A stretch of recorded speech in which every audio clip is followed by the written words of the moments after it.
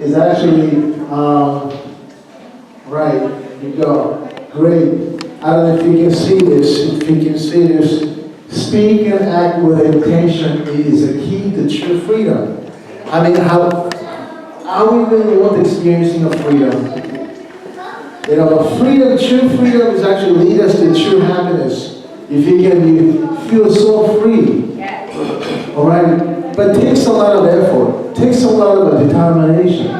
What do you mean by intention? Speak and act with an intention. Intentional act, or with intention. You speak and act. What is the really intention? Can you flip it? Right. Great, thank you very much. The determination to act in a certain way. The determination to act in a certain way. And sometimes, or many times, we do things, we say things that are more like automatic. They're automatic. We be so habitually, repeatedly say things and act things, or reacting certain things because of our past, how we grew up, the environment where we grew up.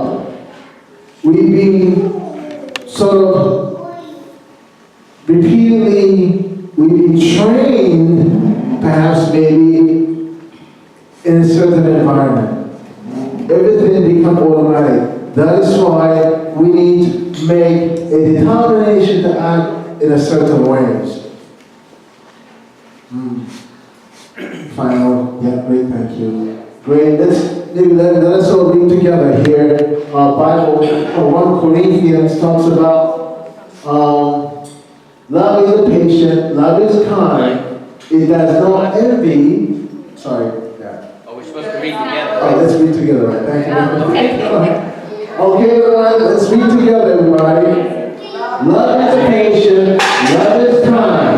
It does not envy, it does not boast, it is not proud, it does not dishonor others, it is not self-seeking, it is not easily angered, it keeps no record of wrongs.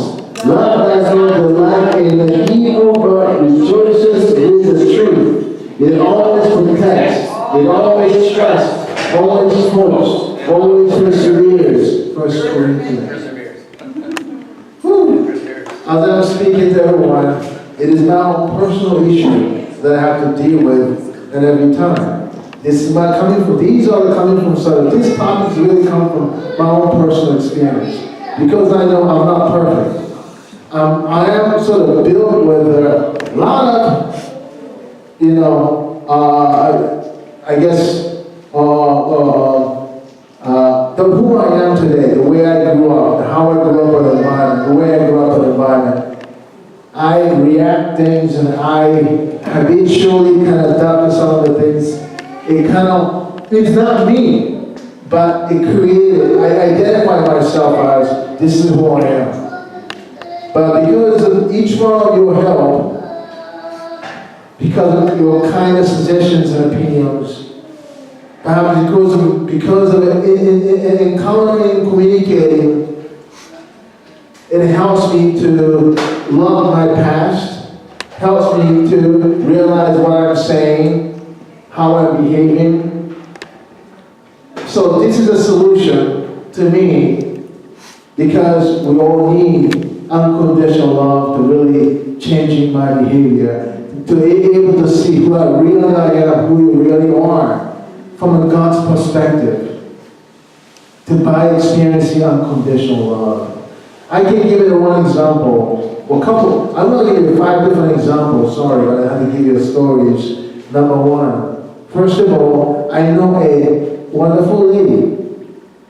Now she's so obsessed with perfume, deodorant, always. When she steps out of the building, when she walks into the building, she always put a perfume or deodorant. Always. And I asked her, why are you doing that always? She said, I don't know. Just, I have to make sure it smells good. In a car, outside her car, as she walks into the building, walks out of the building, you're really obsessed with the deodorant or the perfume you're wearing. Really. I mean, actually, why are you doing that? She's like, I don't know why. And she really asked herself why she's doing that. And she used to do that. She realized when she was a little girl in elementary school, she was bullied by her friends, telling her, you smell. And as a little girl, it was like huge impact on our life. Think about it. Smells, yeah. My house carries certain smell. If I walk in the center of the house, smell like spice, Indian spice, curry spice. And that's all right. Every house has a unique smell. It's beautiful. It's wonderful. Why have to criticize that? I smell you. Yeah, you have a certain smells. Your smell doesn't smell like garbage. They smell like whatever your flavor brings with you. Sometimes some people putting on perfume is it's like overdoing, like, oh, please. But when I was at the Walmart, I used to spray myself to check which deodorants are good. I spray this, I spray this, and the lady next to me was finally, she said, hey man, can you quit that? Because I didn't know, spraying people. Like, I was like, shh. But I was trying to find which one is good for me. It's just simply because she was told that she smells. She became very self-conscious. That's why she's doing what she's doing. But she finally realized what she's been doing, and she sort of, not quit, but, decrease the amount of, she does it not always, but sometimes make sure she smells fine. Not obsessed with it. My friend, John, and here, I don't think he's here. John, anybody call him John? All right. My John had a not really good, wonderful relationship. Not really good relationship with his father. And he's always sort of sensitive towards the people's critiques and opinions. He had plenty of wonderful idea that he brings to his job. But people will not often appreciate what his wonderful idea. He is filled with a passion, and he was. Well, he is today, but so many critiques he received, people will not really appreciate it. He often really depressed, and he never really had a wonderful relationship with his father. And, he asked, why? Why I just cannot take people's suggestions and opinions, or why my relationship with my father is not good. Why I have so many dreams and passion, but it seems like I'm not successful. I don't think I can do it. I don't think. Why? Because when he asked himself a question, and he realized there was one teeny incident. Was immediately after his mother passed, after a couple of days' funeral. His father decided to carry him on his shoulder when he was a little boy. He asked him a question. The father simply said, could you be quiet? That was it. The teeny incident. Could you be quiet? Since then, his heart closed. Didn't want to communicate. Somehow, he became very uneasy in front of his father. He became so uneasy towards critiques and opinions, or even people do anything out of kindness. And he felt he just cannot. His every wonderful idea, perhaps people not really appreciate of. He realized it today, as he grew on to become a young adult, reflecting back about 20 years ago. Think about it, being a husband, losing his wife. And it was like 4 days later. Think about, or thought about his father was sort of like, now he had to start a journey without his wife, his dad, his mother, and worry so much about his son, and he don't know exactly what's going to happen to him from now on. So much worry. And he couldn't place his shoe in his father's, or place his feet in his father, and realized, oh my goodness, my father went through so much. He didn't have time to think about anything else. He was in a pitch darkness. He could not figure it out what he has to do from there. No life, no future for his father. He realized, no wonder why. He was in a pitch darkness. That is why he just couldn't have it in mind to listen to his son's question. Act with intention. He realized how important it is. He decided to talk to his father. He decided to apologize that he's been negating him for so long. He decided to change. He decided to building his own personal relationship with his father. He decided that he can move on with gratitude to his father. I can find a new home, and thank you, my dad, for everything you have done. He can be more hopeful and willing to listen to suggestions and opinions of others. Act with intention. It takes a determination. It was eventually these two paths. Freedom. If anybody has, if you're able to reflect back your past, every behavior, every action, every reaction, every response,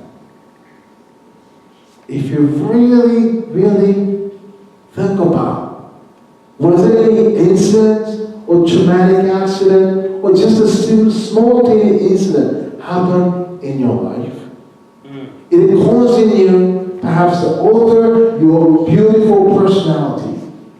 God created everybody with amazing personality, amazing talent, amazing, beautiful personality, and capacity to experience God's unconditional love always.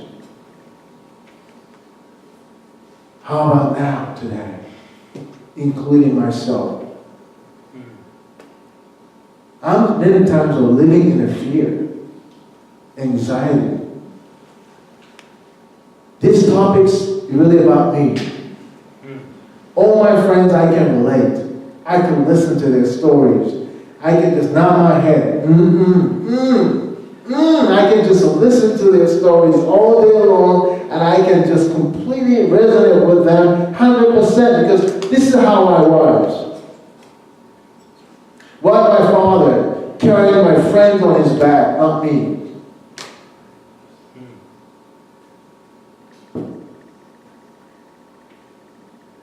Why my friends was successful when he walked into this wonderful company, provides a creative planning for clients, creative planning, creative events for clients.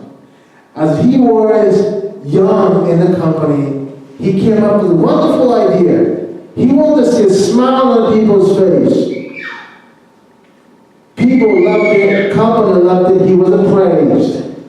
Just like that. He was appraised. Woo! He was uplifted. He was a star. Yes, he was.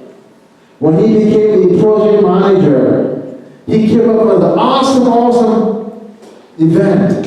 What a creative idea he had. He was awarded as the Employee of the Year in his big company. plaque, praise, standing ovation. He loved it all. But after all, he went downhill. Many of his colleagues, younger ones, subordinates, came up with such a fascinating, creative events, planning, projects. They were praised. He was not. He was always going back to the past. When I was, I don't know if you could relate to that, including myself. When I used to. Golden age. I know today people were doing well. I was doing well to the back in old days now. Back in old days, I was there, I was star. You know, people love to share their own stories again and again. Back in days, 20 years ago, you know, 30 years ago, I was a star. People praised me for it. This, my friend, was like that too. And he was so frustrated when he had his own team members often get upset, frustrated with the team members. He's become so mean to his co-workers. He's always yelling and upset. I don't know if you ever met somebody, always very mean, always upset. Always frustrated with something. Really something. It's not always. Ask questions like, what do you want? Why you're not? Why? He's always frustrated with something. Because he never come up with a creative plan, idea. He never really had a chance to be praised again. Why? He asked himself, why? John, why? Why are you so mean? Why are you so frustrated? Why are you so upset? Why are you so mean to your co-workers? He asked, can I come up with some creative, amazing event like I used to come up? I used to create before? Ask yourself a question. Why? Why are you now? And he realized he was a nice kid. He was a nice teen. He always wanted to bring a laugh and smile to his friends and his parents and relatives. He used to do a lot of magic in front of his parents, relatives, friends. Everybody smiles, he loved it. Great! He just wanted to make everybody smile and laugh. That's what he wants. But one day, on Thanksgiving Day, John performed his magic in front of his relatives, parents, grandparents. Everybody liked it. Then his older sister came. She was asked to play piano. And her piano was so great that everybody like, woo! So good, Jenny! Jenny? What about me? Oh, he wants to bring a smile onto people's face. Now his motivation changed. Competition. I want to get that attention again. Little Johnny, with not even honest Johnny, went back into the kitchen. He used a sandpaper and he's trying to sand the spoon, the head of neck of a spoon. Sand it. It's so thin to the point of like almost a bend and break off. Just push a little snap, push a little, force on your thumb, and just break it easy. The spoon. I don't know. Have you heard Uri Geller? Yes. The magic show. Yeah. Psychic kinetic power. Uri Geller will bend the spoon with psychic power. So he did that in front of his parents and grandparents. And he used a little force on his thumb and then immediately snapped the spoon just like that. Everyone was like, whoa! It's amazing! Since then, it is always to get that attention. To get that attention, he had to do what he has to do to get that attention. Even make his subordinates and team members to come up with, he cannot be satisfied with anything, but he has to get attention. I don't know if you ever met somebody like that. Obsessed with it.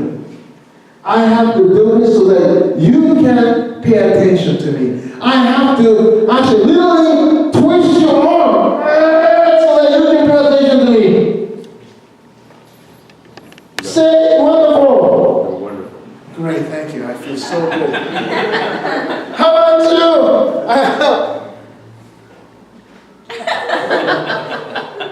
So they tell me how wonderful I am. Right, bow down. I feel so good. I'm so obsessed with the praising, recognition from you. I try not to make this a Sunday service as not that. I have to be so careful. Everyone, he really realized that was everything. That's how everything started. To gain attention from everyone. He needs that attention.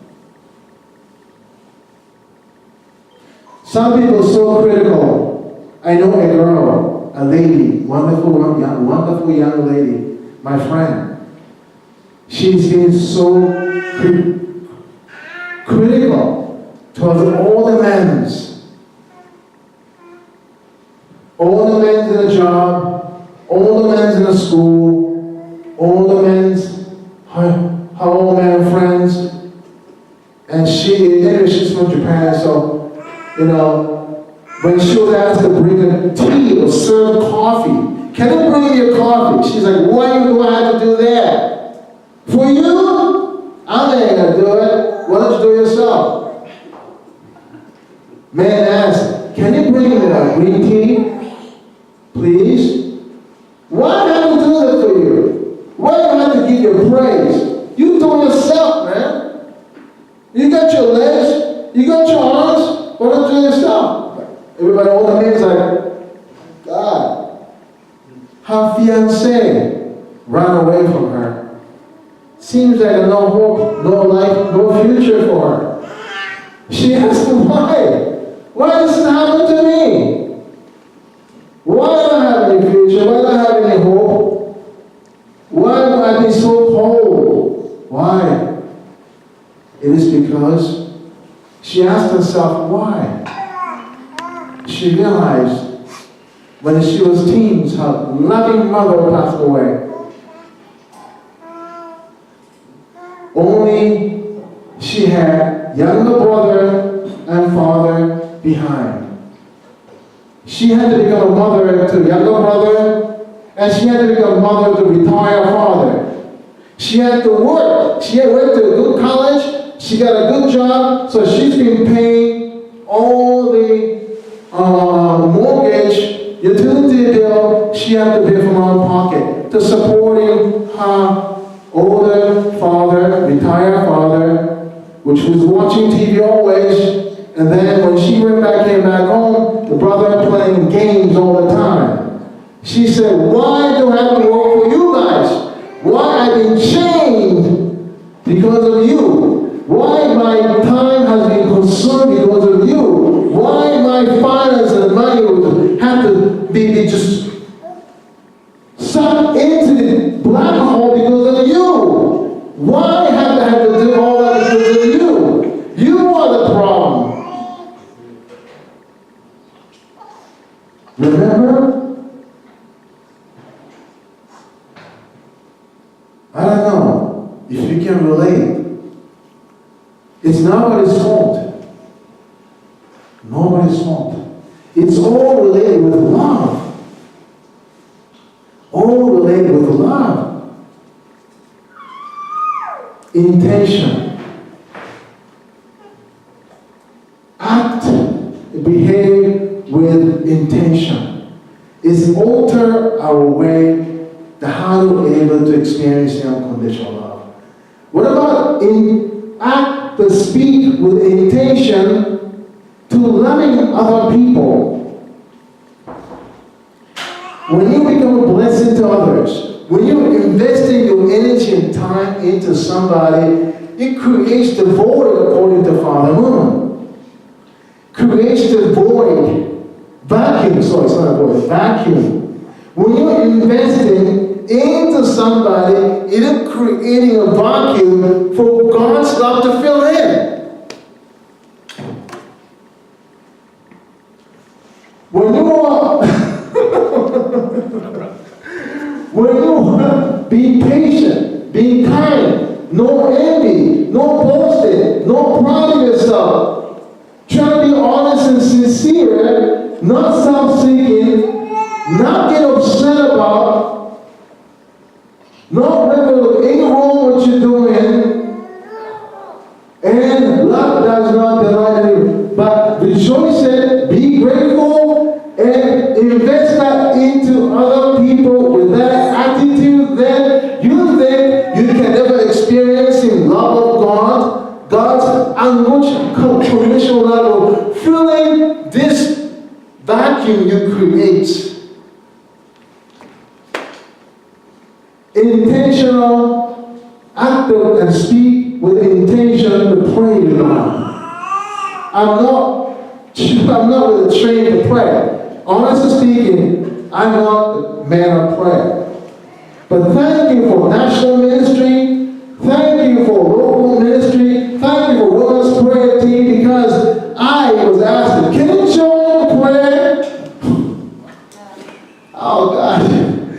National prayer call every Wednesday. I don't want to join, but I feel like I have to. Because of joining all this prayer meetings, prayer conditioning that people do, and I have to jump into it and pray together. It helps me to alter my behavior.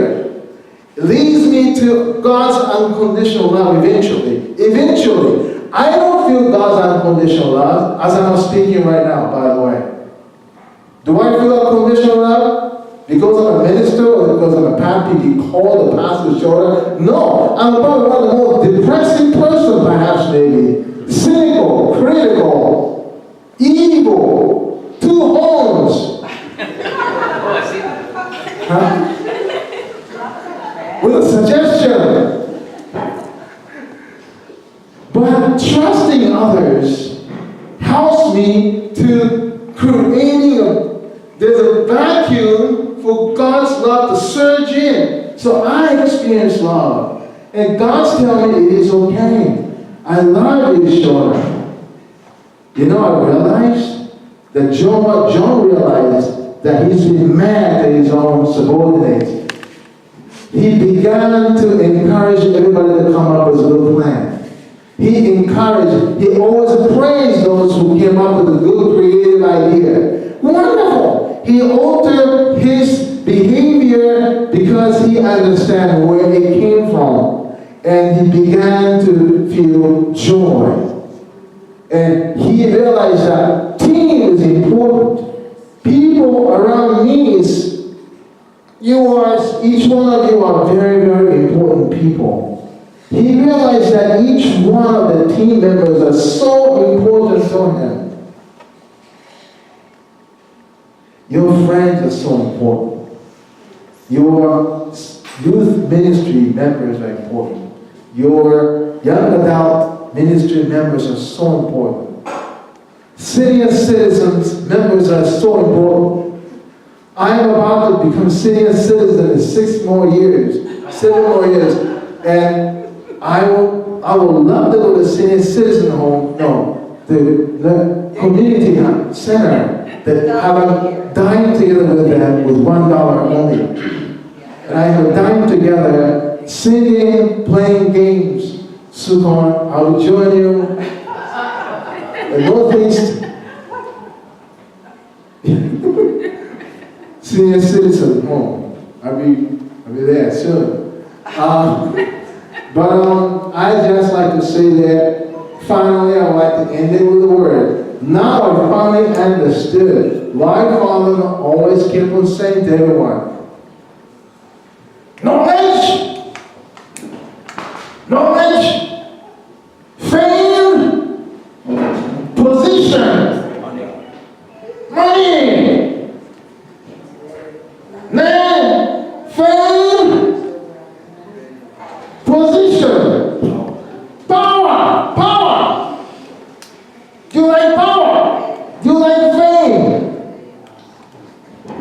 What do you need?